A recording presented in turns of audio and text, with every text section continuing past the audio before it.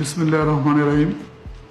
অত্র কলেজটি গণপ্রজাতন্ত্রী বাংলাদেশ সরকারের বস্ত্র ও পাট মন্ত্রণালয়াধীন বস্ত্র অধিদপ্তর কর্তৃক নিয়ন্ত্রিত একটি সরকারি প্রতিষ্ঠান।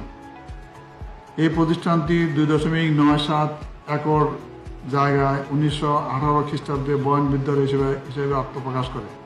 পরবর্তীতে এটা বিভিন্ন ধাপে উন্নীত হয়ে 25/1/2007 খ্রিস্টাব্দে তৎকালীন সরকার এক প্রজ্ঞাপন জারির মাধ্যমে দেশে টেক্সটাইল ডিগ্রিদের ঘাটতি পূরণ তথা বস্ত্র শিল্পে উচ্চ পর্যায়ে বস্ত্র প্রকৌশলী তৈরির লক্ষ্যে টেক্সটাইল ইনস্টিটিউট বেগমগঞ্জ নোয়াখালীকে টেক্সটাইল ইঞ্জিনিয়ারিং কলেজে উন্নীত করেন।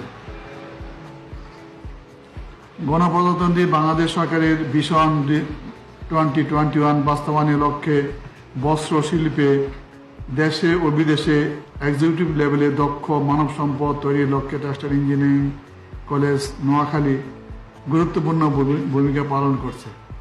বিগত 3 বছরে textile engineering college Begumganj Noakhali থেকে বিএসসি ইন টেক্সটাইল ইঞ্জিনিয়ারিংয়ে 186 জন ছাত্রছাত্রী পাশ করেছে।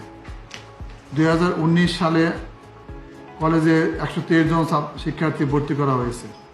অত্র কলেজে পর্যাপ্ত অবকাঠামো রয়েছে এবং বর্তমান সরকার গত 3 বছরে সহযোগী অধ্যাপক 2 জন, সহকারী অধ্যাপক 4 জন, প্রভাষক 3 জন অর্থাৎ মোট 9 জন নতুন শিক্ষক নিয়োগদান করেছেন। আশা করি আগামীতে আরও নিয়োগ হবে এবং কলেজটি আরও উন্নত হবে। এই ব্যাপারে মাননীয় প্রধানমন্ত্রী সহ সরকারের সবার সহযোগিতা কামনা করছি।